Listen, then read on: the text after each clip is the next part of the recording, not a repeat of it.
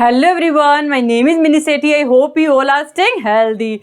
Today we are going to talk about meaning and conditions of Pareto optimality. So what is Pareto optimality? Pareto optimality is a state of economy where it is impossible to make one person better off without making other person worse off. Pareto optimality is a state of economy where it is impossible to make one person better off without making other person worse off. Or we can say that according to Pareto optimality, we cannot do benefit of one person without making loss of other person. Now we understand Pareto optimality with the help of one example. Suppose our economy is performing at optimum level, or we can say that our economy is in equilibrium. Our all resources are maximum utilized. We don't have any underutilized resources. Now suppose some new producer come in the market, they also need resources for production,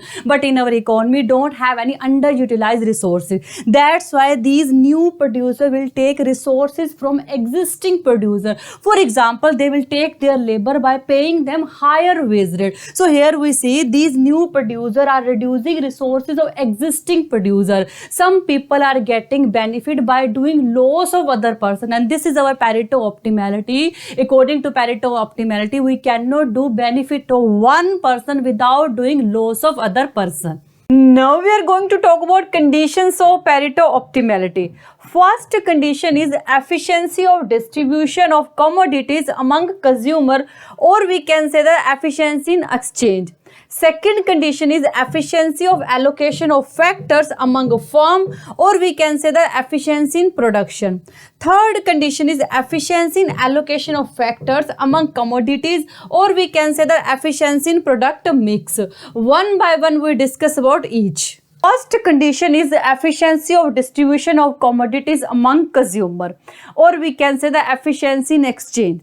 According to this condition, we cannot increase the utility of one consumer without reducing the utility of other consumer.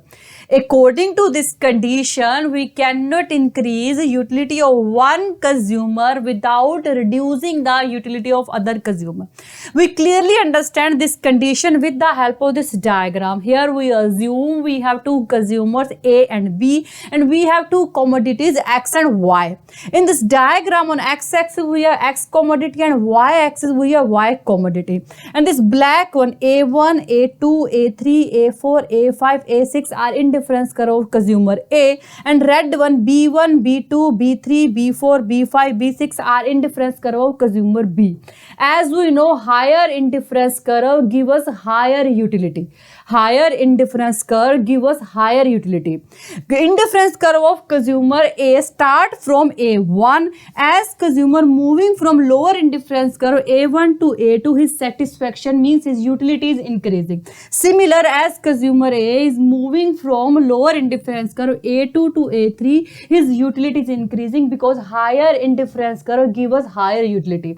And indifference curve of B start from B1. As consumer B moving from lower indifference curve B1 to B2, his utility is increasing. As consumer B moving from B2 to B3, his utility is increasing because higher indifference curve give us higher utility. And this OC, blue one, is our contract curve, this blue one. And all point on this contract curve like G, E, H, I, J, K shows Pareto optimality. How we can say that all point on this contract curve shows Pareto optimality?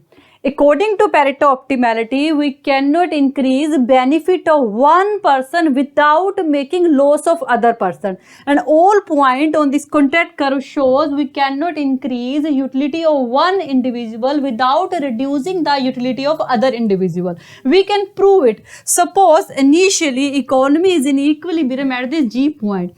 As we move from this G to E point, the utility of A is increased because A is moving from its lower indifference curve A1 to higher indifference curve A2. On the other hand, utility of B fall because B is moved from his higher indifference curve B6 to lower indifference curve B5. So here we see we are increasing utility of one person by reducing the utility of other person, and this is our Pareto optimality, which say we cannot increase benefit of one person without making the loss of other person. Similar we can see if we move from this K point to J point, utility of A is reducing because A is moving from higher indifference curve A6 to lower indifference curve A5. On the other hand, utility of B is increasing because B is moving from his lower indifference curve B1 to higher indifference curve B2. So we can say the whole point in this contract curve shows we cannot increase benefit of one person without reducing the loss of other person, and this is our Pareto optimality. To prove Pareto optimality, Pareto gave one technical condition. This condition is MRS XY of A should equal to MRS XY of B. Means for Pareto optimality, marginal rate of substitution of X good for Y for consumer A should equal to marginal rate of substitution of X good for Y for consumer B. MRS is nothing, it's just a slope of indifference curve. Or we can say that for Pareto optimality, slope of indifference curve of consumer A should equal to slope of indifference curve of consumer B. You can see all these points G, E, H, I, J, K. You can see slope of indifference curve of A is equal to slope of indifference curve of B. So we can say that all these points shows Pareto optimality. And one most important thing, only all point on this contract curve shows Pareto optimality. Any point beyond this contract curve like L, M, N, O, P are not Pareto optimality point. Now we are talking about second condition. Second condition is efficiency of allocation of factors among firms, or we can say that efficiency in production. This condition is same, only difference is that earlier we were talking about consumers, now we are talking about firms, now we are talking about producer. According to this condition, we cannot increase output of one commodity without reducing the output of other commodity. Here we assume we have two firms A and B, and we have two resources, labor and capital. In this diagram on x-axis we have labor and y-axis we have capital. This A1, A2, A3, A4, A5 and A6 called isoquant of firm A. Earlier we are talking about indifference curve, means earlier A1, A2, A3 was indifference curve of consumer. Now it's called isoquants because now we are talking about firms, now we are talking about producer. And B1, B2, B3, B4, B5, B6 are isoquant of firm B. As we know, higher isoquant provide higher output. As firm A is moving from A1 to A2, A2 to A3, A3 to A4, its output increasing. Similar, as firm B moving from B1 to B2, B2 to B3, its output is increasing.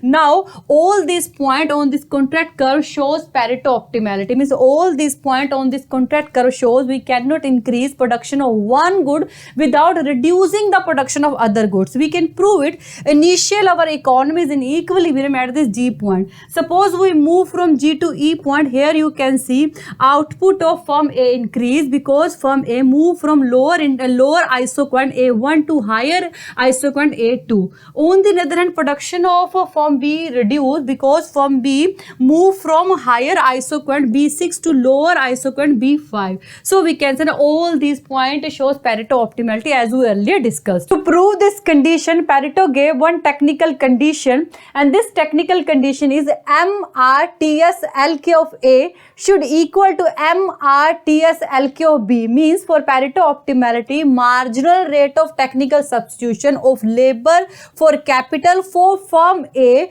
should equal to marginal rate of technical substitution of labor for capital for firm B.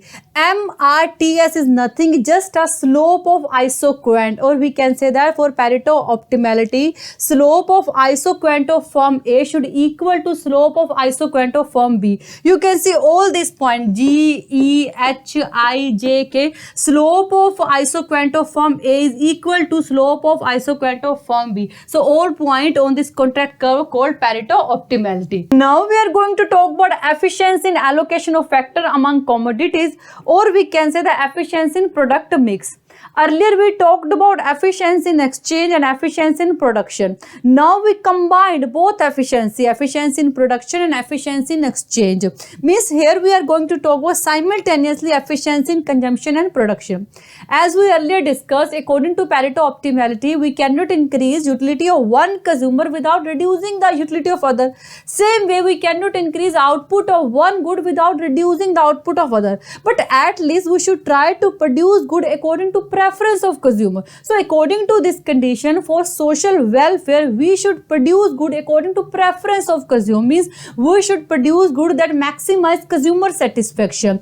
In this diagram, on x-axis we have x good and y-axis we have y good. This PP, production possibility curve, shows our production. This IC, indifference curve, shows consumer satisfaction, consumer preference. At this E point, our production possibility curve touch our indifference curve, which shows we are producing goods according to preference of consumer.